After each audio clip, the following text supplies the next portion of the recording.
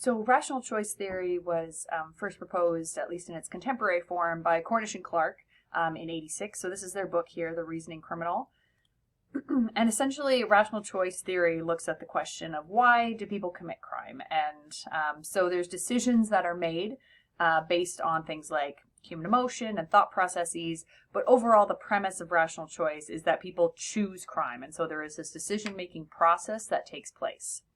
And so essentially the offender decides to risk breaking the law. So they decide to take that risk with all that that entails in terms of things like the likelihood of getting caught and any potential sanctions or consequences. So they decide to take that risk after considering both personal and situational factors. So personal factors would be things like, well, what is my current situation? What do I need? What would help me in my life right now? So it ties into sort of their underlying motivations of potentially wanting to take advantage of a situation that presents itself. But then there's also the situational factors themselves. So things like the attractiveness of the target, the presence or absence of capable guardians. And so then they're asking questions like, can I successfully commit this crime and get what I want or get what I need? And can I do that without getting caught? So the situational factors are relevant factors about the situation itself that makes it either, something that the offender is willing to take advantage of or not. So it's the combination of those personal factors, those underlying motivations, as well as a situation that affects that decision making. And so rational choice theory is really plays into the weighing of costs and benefits. And so it very much ties into sort of some of the underlying classical school ideas, which I did talk about in another video about the history of the classical school. So I definitely suggest checking that out if you haven't seen that one yet. But I'm talking about Cesar Beccaриa's kind of ideas about, the weighing of costs and benefits and Jeremy Bentham's hedonistic calculus. This ties into those ideas where it's rational choice theory is basically that any offender is going to weigh the costs and benefits of the situation that they're in and the potential for the crime that they're thinking of committing. And they basically are going to make a decision based on those costs and benefits.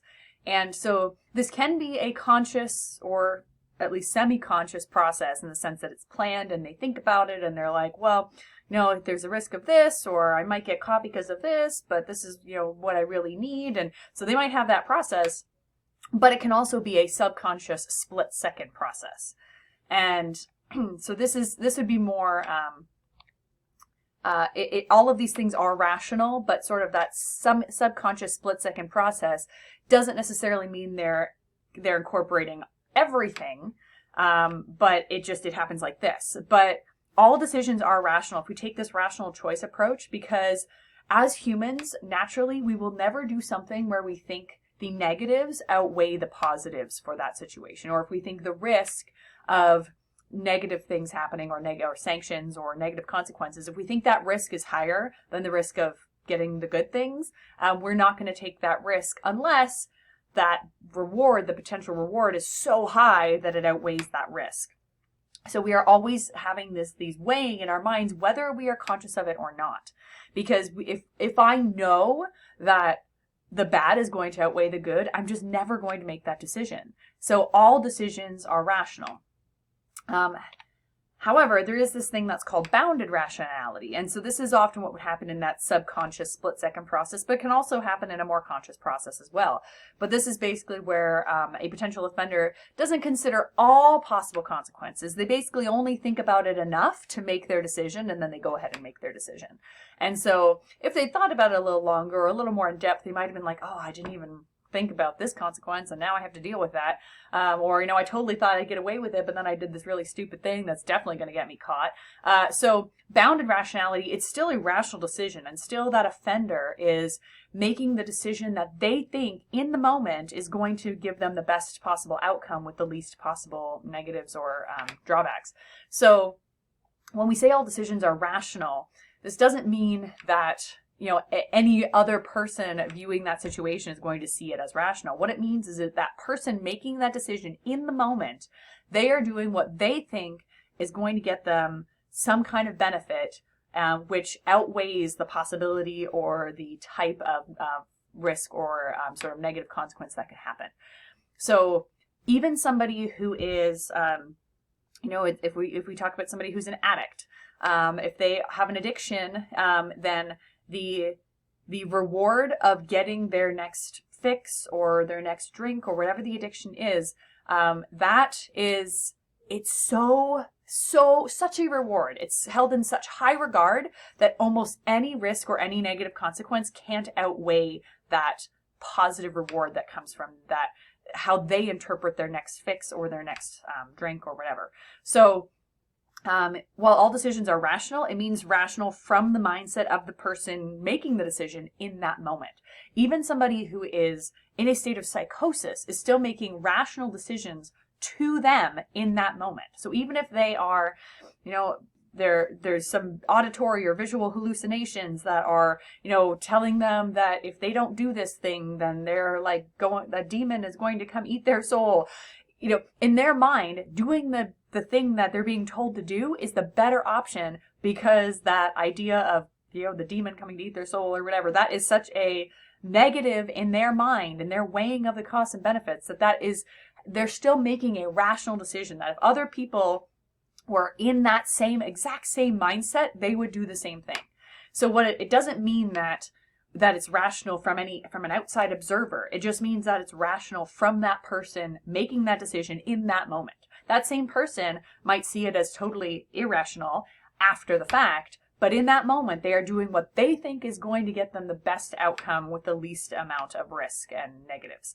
So that rationality, don't think of it in terms of how general society would incorporate or interpret a situation. It's about how the person making that decision is interpreting things, and based on their mindset, based on their background, based on their experiences, and all of that weighs into why they think this was the best decision to make in that moment.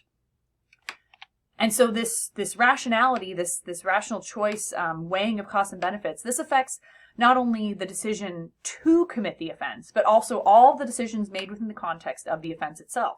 So that would be decisions about their modus operandi. How are they going to go about committing this crime? The level of violence that they use in their crime, the sexual intrusiveness, if it's a sex crime, when to run, when to escalate. All of those decisions that are made within the context of the crime, probably more likely a split-second process, but they might have had a plan in advance of what to do given certain outcomes or situations as they progress. But the decision to offend is just one of many decisions that are made within the context of the offense itself. And each one of those decisions is this weighing of costs and benefits and doing what they think is the best option in that moment. So there are some offense-specific factors and offender-specific factors that affect this decision-making process. So offense-specific factors are things that are about characteristics of the act itself. So this is like the situational, contextual kind of factors. So the offenders are going to react to specific attributes of the crime. So things like who's around, what they can get, the availability of an escape route, things like that. And so that's going to determine the type of crime that can be committed and essentially the opportunities that exist, as well as how it can be committed. And so then that might affect their modus operandi. But then there's also offender-specific factors, and the decisions are going to reflect the characteristics of the person as well. And so when choosing the type of crime and any plans for crime commission, the offenders have to decide, what they think they're capable of doing successfully based on their abilities, based on their skills, based on what they need, whether there are other opportunities for them to get that thing, whether it's other criminal opportunities or non-criminal opportunities, fear of repercussions. So all of these things affect kind of their decisions that they're making in terms of what they think they can do and what they want. And so the distinction here is the crime is the event itself versus criminality is a personality trait. And so the crime is going to have, we're going to look at situational factors, but there's also offender-specific factors in terms of whether they're going to take advantage of that situation or not.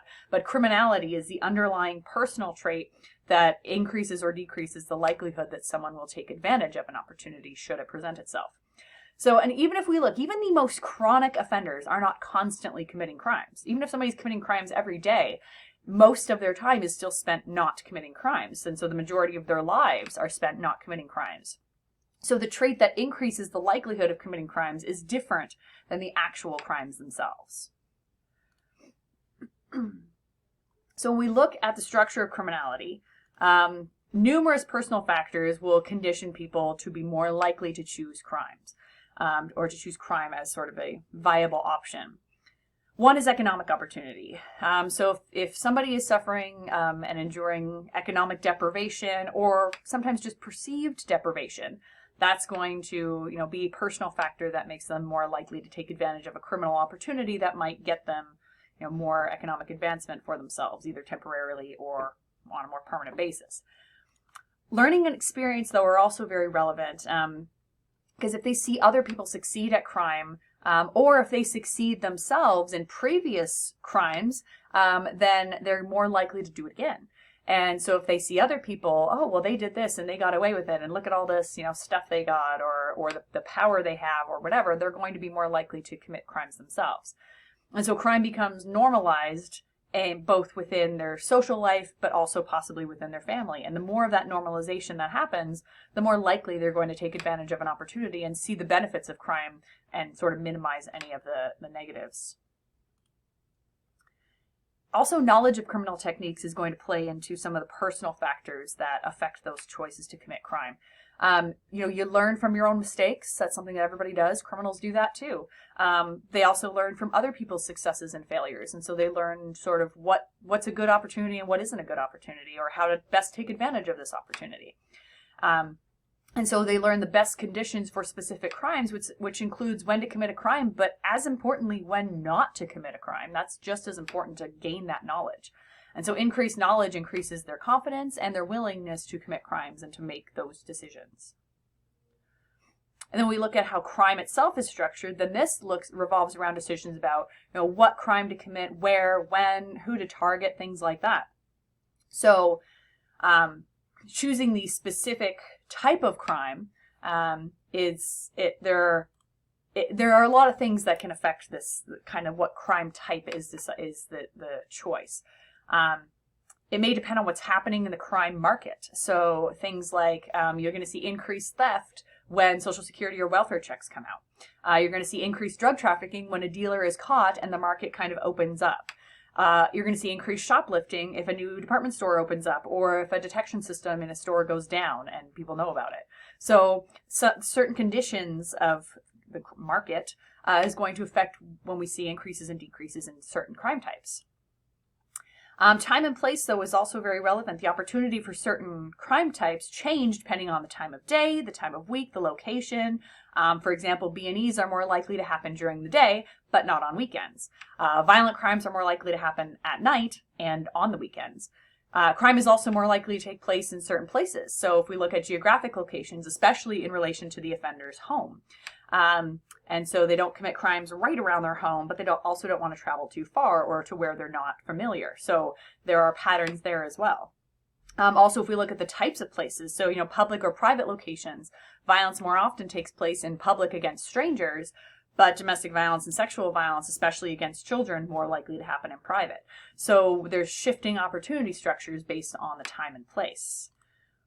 And then there's also target selection. So targets are usually chosen because of their perceived vulnerability. So whether this is physical vulnerability, mental vulnerability, or some kind of item that would be easy to steal or vandalize, or, it's easy to target somebody online for something like fraud or identity theft. But they also may be chosen to send a message. And so maybe the message is retribution. Maybe it's related to status. But there's going to be something about the target that makes them more likely to be victimized. And so these are sort of things that relate to the structure of the overall crime itself to affect the decisions. And so it's that there's decisions about the crime itself and as well as about the offender, and those kind of combine to create those opportunities that an offender will take advantage of or not.